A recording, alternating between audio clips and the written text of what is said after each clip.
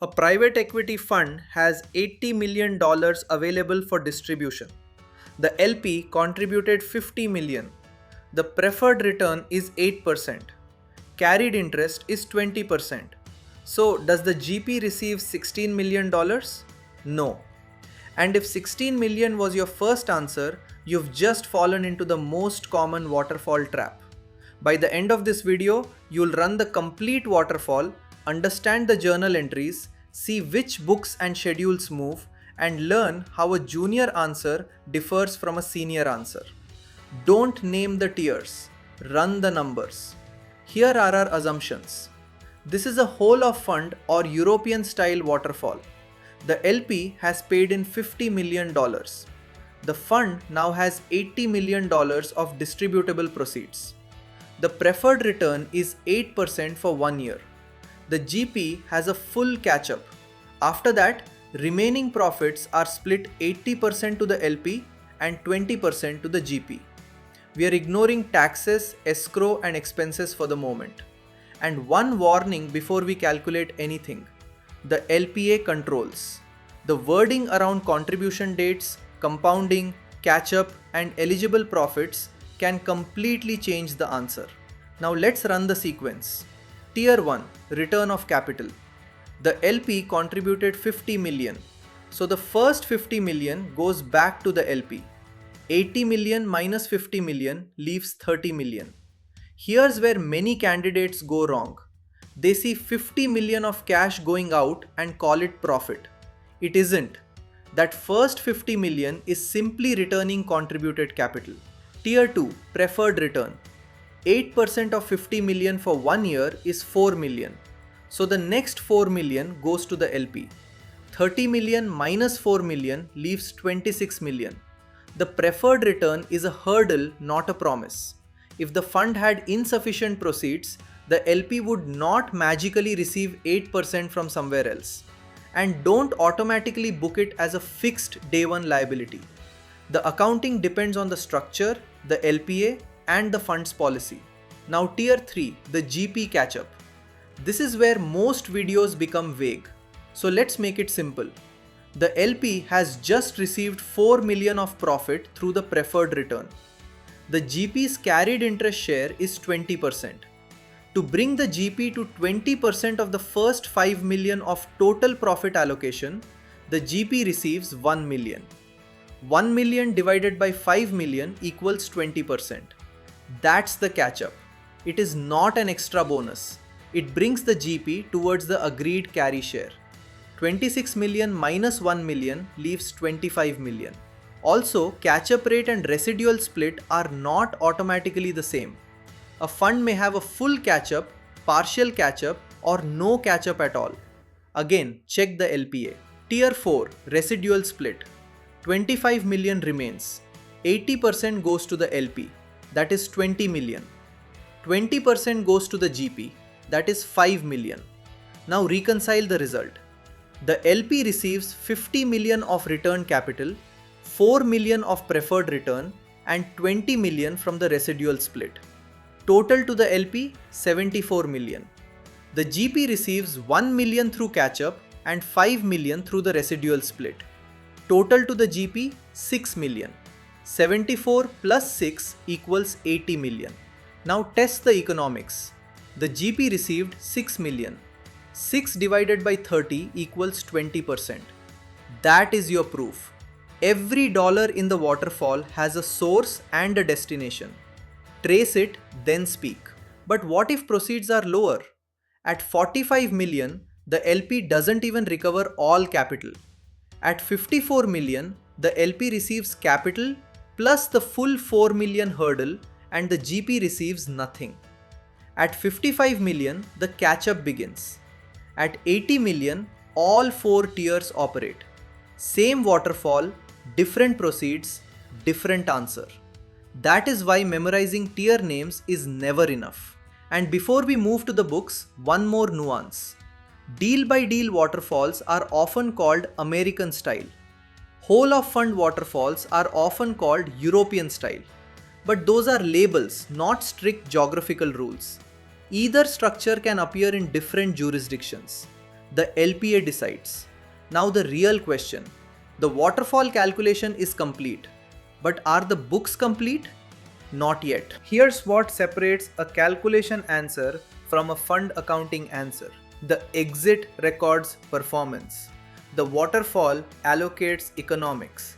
The distribution moves cash. 3 stages. Don't combine them. First, record the exit. Cash comes in. The investment is de-recognized. The realized gain is recorded and prior unrealized appreciation may need to be reversed or reclassified. Only then do we determine the cash available for distribution.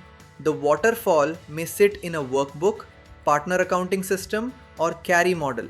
Systems vary. The control doesn't. The allocation must reconcile to proceeds, partner capital, and reporting.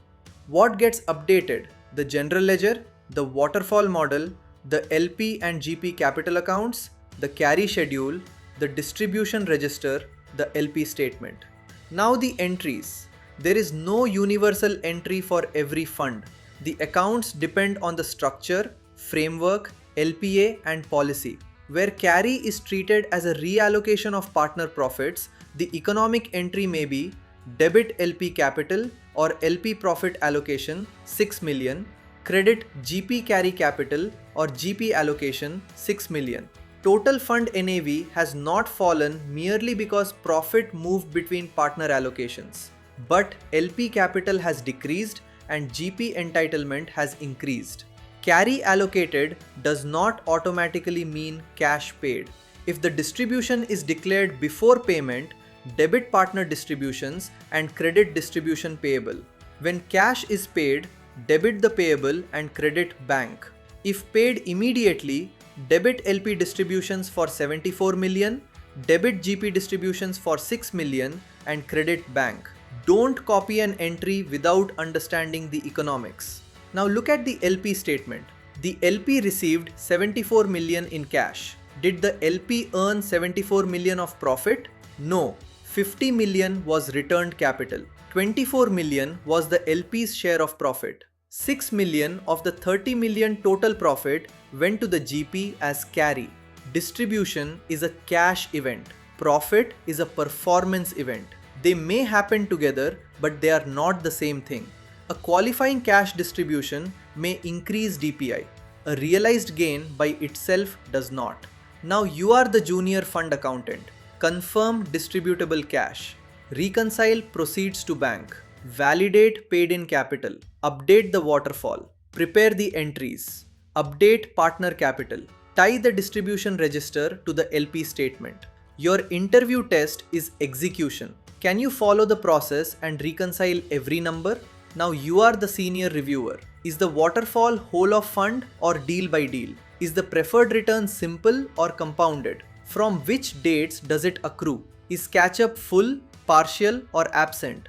Which profits are carry eligible? Are any distributions recallable? Has cash been retained for expenses, escrow or reserves? Could interim carry create a clawback? Does the model match the LPA? Do the capital accounts agree with the general ledger? Your interview test is judgment. Can you find the risk even when the spreadsheet adds up? Now change the scenario. The fund uses a deal by deal waterfall. An early investment performs well and the GP receives 8 million of carry. Later investments lose value. At final liquidation, the GP's final carry entitlement is only 5 million. Potential clawback 3 million, subject to the LPA, tax provisions and enforceability. That is why deal by deal waterfalls create greater interim carry risk. Track carry paid, estimated entitlement and potential clawback after every material distribution. Before sign off, run the controls. LP allocation plus GP allocation must equal distributable proceeds. Every tier must reduce remaining cash correctly. The bank payment must agree with the distribution register. Partner capital must agree with the general ledger. The carry schedule must agree with the approved waterfall. And the LP statement must agree with the capital roll forward. Here is the interview answer. First, identify the available proceeds and waterfall type. Then verify paid in capital, hurdle mechanics, catch-up terms, and the residual split under the LPA.